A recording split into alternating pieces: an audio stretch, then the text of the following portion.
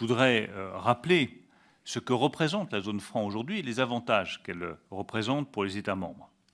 D'abord, elle permet à tous les États membres de travailler ensemble, d'être solidaires, de faire converger davantage les économies. Et nous voyons que dans le monde instable où nous sommes, c'est la même chose pour la zone euro. Être ensemble, ça protège.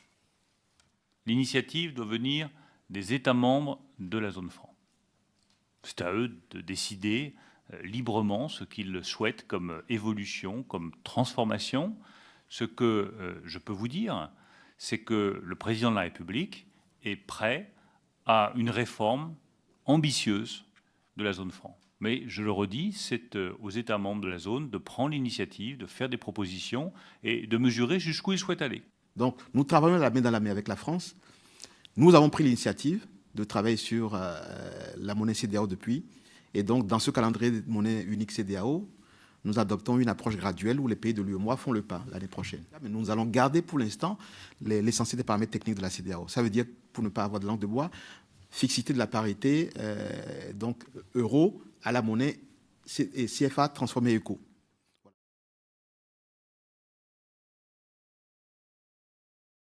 Comme vous venez de l'entendre dans ce court extrait, le ministre de l'économie française, M. Bruno Le Maire, vient cracher une nouvelle fois au visage de la jeunesse africaine qui, depuis des années, est en train de dire de manière explicite qu'on ne veut plus de la présence française dans notre économie, qu'on ne veut plus de la présence française dans notre vie politique de manière générale. Jeunesse africaine qui souhaite avoir l'autodétermination, qui souhaite avoir la souveraineté, comme tous les peuples de la Terre, sans pour autant que cela signifie que c'est des positions anti-françaises, parce que nous sommes solidaires du prolétariat français, et ça je pense que tout le monde le sait en réalité.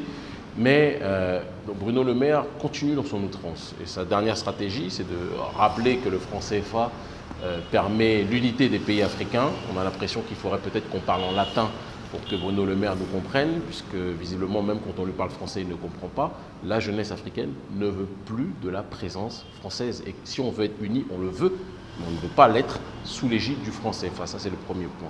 Le deuxième point qui me paraît le plus important, c'est l'ultime provocation de Bruno Le Maire et de son président de la République, M. Emmanuel Macron, lorsque ceux-ci déclarent qu'ils sont prêts à faire des modifications audacieuses, d'accord, sur la question relative au franc CFA, des modifications structurelles. Et cette thématique ne tombe pas du ciel. Beaucoup s'étonnent, on a reçu un certain nombre de messages, on a été inondés, on peut même le dire, suite aux déclarations du ministre de l'économie, des gens qui nous disaient, mais comment ose-t-il encore, après toutes les manifestations, tout le mécontentement exprimé par cette jeunesse africaine, comment ose-t-il encore ne pas comprendre que l'on veut une rupture avec eux? Mais le problème est que le ver est dans le fruit. Il est bien de stigmatiser le comportement des autorités françaises qui défendent de toute façon leur propre intérêt. On ne va jamais reprocher à quelqu'un de préserver en priorité ses intérêts, même si dans certains cas ça peut être au détriment d'autres. Malheureusement en politique, il n'y a pas d'amour, il n'y a pas de gentillesse, il n'y a que des intérêts. Mais le problème c'est que chez nous, au sein de nos élites africaines, bon nombre de gens ont prêté le flanc pour que les autorités françaises, et notamment le ministre de l'économie, puissent croire encore qu'il est possible de proposer des modifications structurelles du franc CFA alors que la jeunesse africaine ne veut pas du franc CFA. Et je donne un exemple simple. Monsieur Emmanuel Macron a reconstitué une France-Afrique de la société civile au XXIe siècle, ce qu'on appelle une France-Afrique 2.0, qui est le Conseil présidentiel pour l'Afrique. D'accord ? Donc c'est le CPA, Conseil présidentiel pour l'Afrique, et donc qui est constitué de différentes personnalités de la société civile, des entrepreneurs, des pseudo-intellectuels et différentes personnes qui sont pour un rapprochement de l'oligarchie française avec l'Afrique, qui veulent un renouvellement des relations France-Afrique, mais qui ne veulent pas la disparition de la France-Afrique. Ce qu'ils ne comprennent pas, c'est que la jeunesse africaine ne veut pas une nouvelle forme de France-Afrique, la jeunesse africaine ne veut plus de France-Afrique. Et ça, c'est quelque chose quand même qu'on doit être capable de comprendre. Et si relation il doit y avoir entre l'Afrique et la France, ça doit être une relation entre les prolétariats africains et les prolétariats français et européens de manière générale, tous solidaires face à l'hydre néolibéral dont Macron est l'un des plus grands représentants. Et donc, dans ce Conseil présidentiel pour l'Afrique, il est intéressant de noter qu'ils sont en train d'organiser une série de débats, de consultations pour proposer des modifications structurelles sur la question du franc CFA au président de la République. Le but d'Emmanuel Macron lorsqu'il fait ça, ce n'est pas de faire en sorte que la France sorte du franc CFA, contrairement à ce qu'ils viennent dénoncer. Ce n'est pas vrai. Ou qu'ils arrêtent le franc CFA. Le but d'Emmanuel Macron en faisant ça, c'est de donner une sensation de volontarisme vis-à-vis de la population africaine, une sensation qui ne marche pas. La plupart des jeunes ne sont bien heureusement pas dupes de ces manipulations sur le continent africain, d'accord, il faut qu'on puisse le préciser. Et donc, pour ce faire, il consulte un certain nombre d'économistes, d'intellectuels, qui, tout content que la France leur donne la sensation de les écouter, oublient tous les fondamentaux requis sur la question relative de la souveraineté lorsqu'on est dans un processus de guerre. Et c'est le cas de quelqu'un pour lequel, pourtant, je n'ai pas d'animosité, quelqu'un que je peux apprécier en tant qu'aîné, qui est un brillant économiste, objectivement très brillant, qui est notre grand frère Kakou Nububko. Alors Kakou Nububko, c'est aussi intéressant de rappeler que les médias français aujourd'hui, dans une sorte d'effort désespéré, tentent de le faire passer pour l'opposant structurel à la France-Afrique, le combattant de la présence française sur le continent africain, etc. Ça fait objectivement rire. Malgré toute l'affection que je peux avoir pour lui, il ne m'en voudra pas, ça fait rire toute personne qui connaît un petit peu le parcours politique et l'actualité politique de M. Kakou Nububko, puisque Kakou Nububko est membre du conseil scientifique de l'Agence française de développement.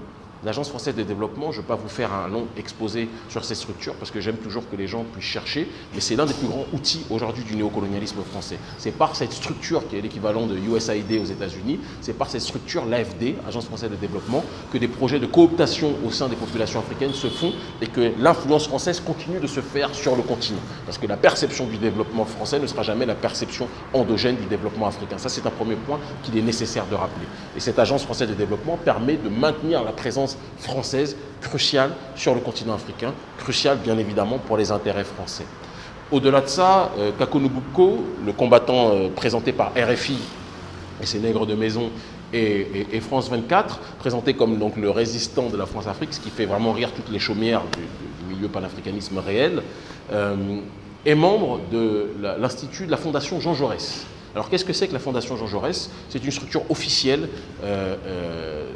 du Parti socialiste français, donc de la gauche française, et qui se veut être une structure qui propage l'idéologie de la France dans les rapports, notamment des pays du Sud, et dans les rapports de l'Occident et de la France avec un bon nombre d'autres nations en dehors de ce même Occident-là. Donc c'est important quand même de comprendre dans quel logiciel idéologique est M. Kakou Nububko. Rappelons aussi qu'il a été ministre volontaire, personne ne lui a mis le couteau sous la gorge, d'un des plus grands criminels du continent africain, qui est Faure Gnassingbé. Je pense que quand on sait qui est Faure Gnassingbé, quand on sait quelle entité il est en termes de dictature en tant que tel, accepter, même s'il a eu des désaccords, puisqu'il a perdu son poste par la suite, il faut le rappeler, mais accepter d'être le ministre de ce dernier, bon, on peut quand même se questionner. C'est pas lui qui s'est levé en disant j'arrête de travailler avec lui. Il a été démissionné parce qu'en même temps, il critiquait la question du franc CFA, sur lequel il est objectivement très critique, et dans le même temps, il était encore lié sur bon nombre de points par rapport aux avantages que confère le poste de ministre. Donc posons-nous quand même des questions sur tout cela. En dehors de ce point, Kakou Nububko donc a accepté de faire des propositions au Conseil de Macron pour effectuer une réforme du franc CFA. Et j'ai envie de dire une chose simple à mon grand frère Kakou Nububko, que j'apprécie profondément. Kakou, pendant combien de temps va-t-on laisser la France nous dire ce qui est bon ou mauvais pour nous? Tu fais des propositions aux autorités françaises comme si les autorités françaises devaient être les autorités qui décidaient de notre avenir. La jeunesse africaine a déjà tranché. Nous ne voulons plus de la présence de l'oligarchie française dans l'économie africaine. Nous ne voulons plus du CFA sur le continent africain. Nous n'en voulons plus en Afrique de l'Ouest, nous n'en voulons plus en Afrique centrale. Et ce n'est pas en faisant des propositions pour que la France modifie structurellement le franc CFA qu'on s'en sortira. C'est en étant dans une rupture épistémologique réelle avec ce système monétaire et avec la France-Afrique de manière générale. Et ça passe aussi justement par l'abandon de toutes les tendances et de tous les axes reliés au néocolonialisme français, dont le développement français dans sa perception pour laquelle tu travailles est un problème aussi. Je pense qu'il faut qu'on réfléchisse dans le fond aujourd'hui. Je lance par cette même occasion un appel à toutes les élites africaines qui passent leur temps aujourd'hui à faire du bobaraba, d'accord, à danser le makpuka devant l'oligarchie française. À chaque fois que l'oligarchie française tape des doigts, claque des doigts, arrêtez de faire les prostituées intellectuelles des intérêts français. Arrêtez cela. Arrêtez, comme le fait Felwinsar, dès que Macron l'a appelé pour la restitution des œuvres, etc. Bien sûr qu'on a besoin de la restitution des œuvres, mais on n'a pas besoin de le faire sous l'égide du président Macron.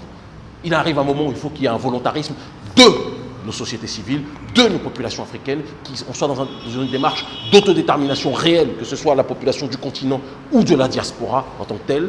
Il n'y a que comme ça, dans cet aspect panafricaniste-là, que l'on s'en sortira.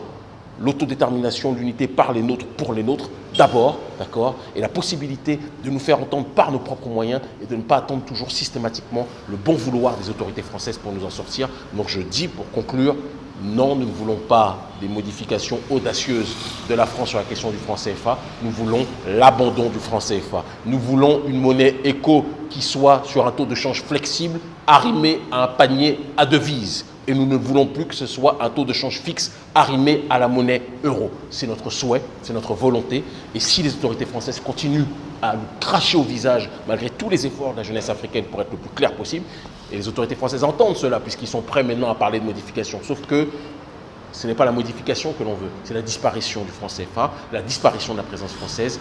Et nous allons monter en degré si vous continuez à vous moquer de nous et de vous moquer de millions de jeunes Africains qui crient leur désespoir depuis des mois et des mois et des mois, pour ne pas dire des années, sur le continent et dans la diaspora. Faites attention à ne pas dépasser les limites. Et intelligentsia africaine, souviens-toi de quel peuple auquel tu appartiens. J'espère que vous finirez par comprendre.